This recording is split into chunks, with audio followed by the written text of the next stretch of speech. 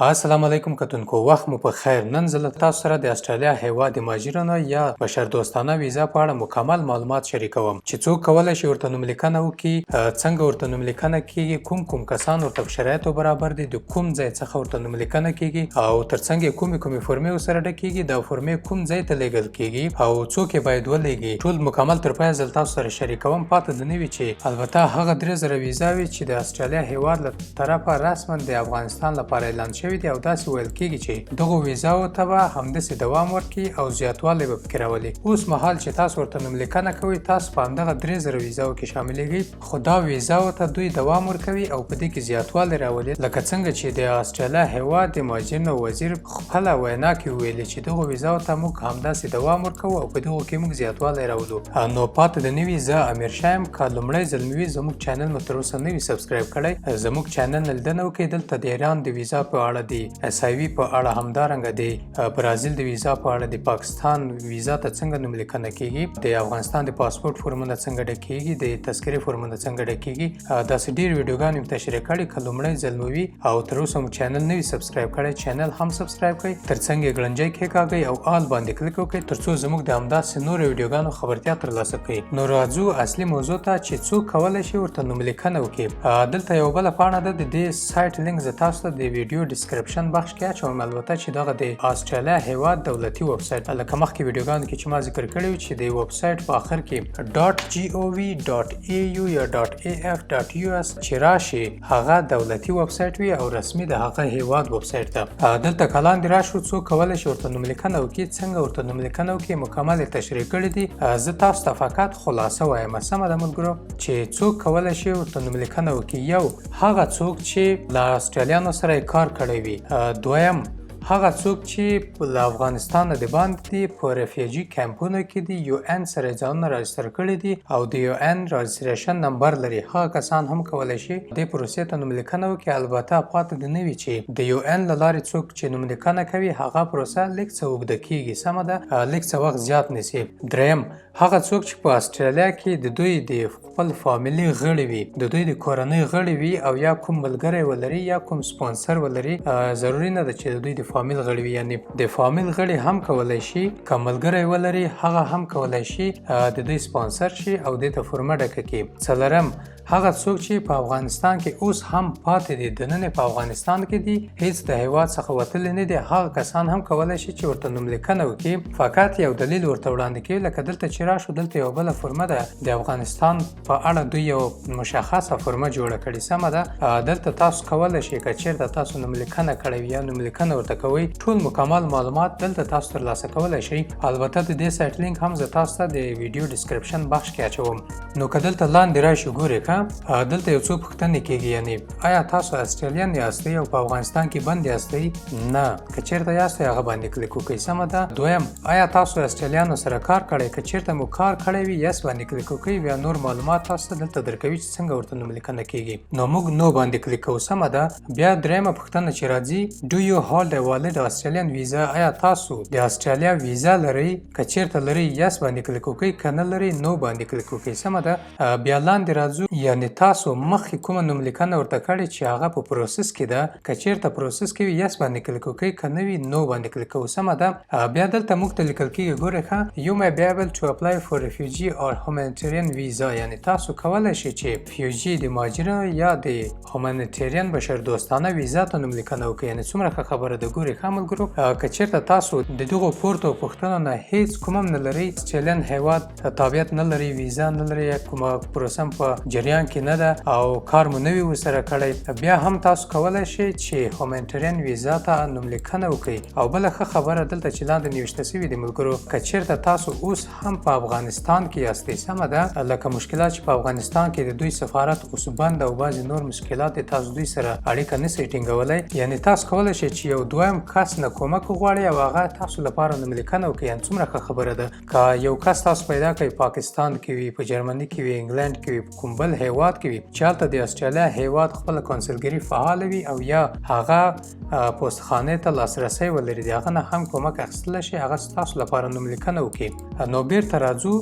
دغه سایټ ته ملګرو ښه چې دلته واضح یو څه نور معلومات شته، لکه کوم څه چې ما تاسو ته ویلي کوم کسان کولی شي ورته نوملیکنه وکړي، د هغو په اړه څنګه نوملیکنه کېږي دلته یو څه معلومات یې تشریح کړي. سمه ده، لکه مخکې چې ما درته خلاصه وویلې چې څوک کولی شي ورته نوملیکنه وکړي، څنګه ورته نوملیکنه کېږي. دلته یو څه مشخصات نور هم شته. که چېرته تاسو ریفیوجي کیمپ کې یاستئ بیا هم ورته دغه دوه قسمه فورمې ډکوئ. سمه ده، نو که چېرته تاسو له افغانستان وتلي یاستئ او په استرالیا کې کوم سپانسر کس لري، سمه ده، بیا تاسو دوه قسمه فورمې ډکوئ. یوه 681 فورمه ده او یو 842 فورمه ده. سمه ده، د 681 فورمه چې ده دغه کس زیات معلومات په دې فورمه کې دي، یعنی دا دغه کس له طرفه باید ډکه شي. سمه ده، او 842 فورمه چې ده هم زه دلته خلاصوم، دغه باید تاسو خپله ډکه کړئ. په دې کې اکثرته معلومات ستاسو خپل دي. که دې 842 فورمې ته موږ راشو چې دا څنګه ښکارېږي، څنګه په دې کې کوم معلومات، د دې خلاصه زه تاسو ته ووایم دا تقریبا 40 ورقې کېږي. د دې ډکول لږ څه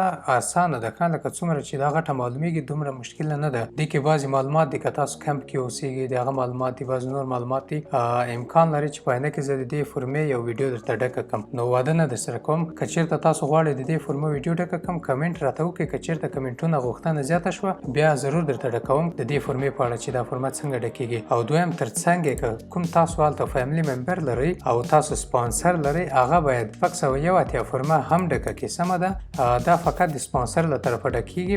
په دې کې د هغه په اړه معلومات دي، ځینې معلومات د هغه نوم، تاریخ تولد، محل تولد، څه کار کوي، کوم قسم اسناد د استرالیا لري، څوک هلته د سپانسر کوي، دغه معلومات په دې کې دي.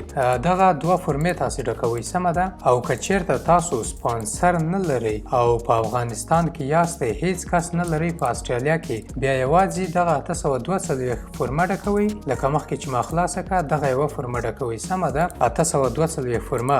دا فورمه مو چې ډکه کړه یوازې تاسو کولی شئ چې دغه پوسټ آفیس ادرسونو ته ورولېږئ. سمه ده، پاتې د نه وي چې دا فورمه آنلاین نه سبمیټ کېږي که چېرته تاسو سپانسر نه لرئ، او که چېرته سپانسر لرئ دا فورمه آنلاین هم سبمیټ کېږي د سپانسر له طریقه. سمه ده، بیا وروسته تاسو ته وایم چې چېرته باید هغه کس دا فورمه سبمیټ کړي. اوس لپاره که سپانسر نه لرئ تاسو باید دا فورمه ډکه کړئ. فورمه مو چې ډکه کړه، پاسپورټ، تذکره، عکسونه د هر کس دوه قطعې عکسونه او فورمه امضا شوي، پرنټ شوي، یو پاکټ جوړ کړئ. پاکټ مې چې جوړ کړو که خپله لیږئ که خپله نشئ لیږلی د افغانستان نه، افغانستان کې بعضې پوسټ آفیس شرکتونه دي امکان لري چې دوی درته ولېږي، یا د افغانستان پوسټ آفیس نه یې ولېږئ. او یا که خپله نشئ لیږلی لکه دلته چې لیکل شوي دي، تاسو دریم کس نه هم کومک غوښتلی شئ چې تاسو لپاره د فورمه ډکه کړي او پوسټ آفیس ته یې ولېږي. په بل هېواد کې تاسو هغه ته دا فورمه ولېږئ او هغه بیا هلته پرنټ کړي، پاکټ ترې جوړ کړي. ستاسو ټول اسنادونه لکه پاسپورټ، تذکره، عکسونه او نور هغه اسنادونه چې تاسو ورته ثابت کړئ چې تاسو دلته په خطر کې یاستئ یا تاسو ولې دې ته غواړئ چې نوملیکنه وکړئ، دا ټول هغه کس ته لیږئ، هغه دغه پوسټ آفیس ادرسونو ته لیږي. سمه ده، دې ته چې ولېږل بیا ورته په تمه کېږي. او بله پاتې د نویو ملګرو هغه کسان چې په استرالیا کې کسان لري، فیملي ممبر، ملګري یا آشنایان یا سپانسر لري، هغوی باید دوه قسمه فورمې ډکې کړي. دوه قسمه فورمې چې ډکې کړي هم یې دغه پوسټ آفیس ادرسونو ته لیږلی شي، هم دویمه طریقه یې دا ده چې تاسو دا فورمه آنلاین سبمیټ کړئ. سمه ده، آنلاین څنګه سبمیټ کېږي دغه پاڼې ته راځو. د دې لینک هم زه تاسو ته اچوم د ویډیو ډسکرپشن باکس کې. سمه ده، دا سایټ مو چې خلاص کو، اسنادونه مې ټول مکمل وي، دواړه فورمې مې ډکې کړې وي. بیا دلته تاسو په دې باندې کلیک کوئ، بیا په دې باندې کلیک کوئ. بیا دلته تاسو نه پوښتنه کېږي چې آیا تاسو د کومې ارګنایزیشن یا د کومې ټولنې له طرفه نوملیکنه کوئ که یا شخصا نوملیکنه کوئ. موږ انډیویجوال شخصا انتخابوو. سمه ده، دلته دویمه پوښتنه کېږي لکه آیا تاسو د استرالیا هېواد کوم تابعیت لرئ که نه، کوم قسم اسناد لرئ، استرالیا کې اوسېږئ. که چېرته د هغه ځای ویزا، تابعیت یا پاسپورټ لرئ نو یس باندې کلیک وکړئ. بیا تاسو کولی شئ چې نوملیکنه پر مخ یوسئ او دلته دغه ټوله فورمه ډکوئ. دا ډېره اسانه ده، یعنې سمه ده ملګرو. دلته نومونه لیکئ، ټول دلته نوم لیکئ، فیملي نوم لیکئ، د هغه نه وروسته بیا خپل جنسیت انتخابوئ. یعنې دا ډېره اسانه ده. سمه ده ملګرو، دلته هغه فایلونه اپلوډ کوئ. په دې ځای کې همغه فورمه چې ما درته وویل چې ډکه وي دا باید مخکې ډکه شوې وي. د فورمې په اړه مین اپلیکنټ یعنې د چا لپاره ډکه شوې د هغه معلومات دي.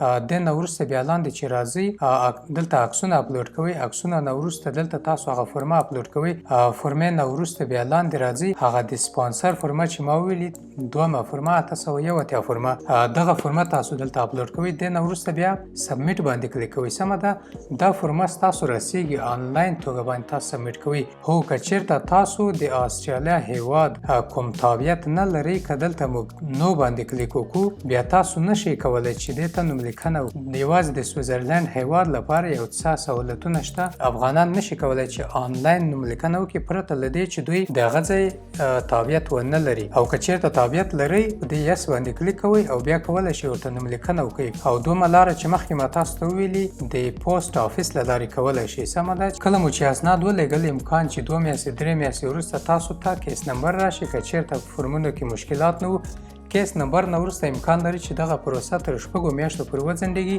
خو دا پروسه اوس هم کار کوي لکه څنګه چې تاسو ما دغه رسمي سایټونه ښکاره کړل په دغو ټولو کې لیکل شوي دي چې تاسو کولی شئ نوملیکنه وکړئ او خپل کیس تعقیب کړئ. نو ډیره زیاته مننه چې موږ سره تر دې دمه پاتې شوئ. بیا هم که کومه غوښتنه پوښتنه لرئ موږ سره کولی شئ په کامنټ باکس کې شریکه کړئ. زه خپل ټول کوشش کوم چې تاسو سره همکاري وکړم. بیا هم مننه، ښه وخت ولرئ.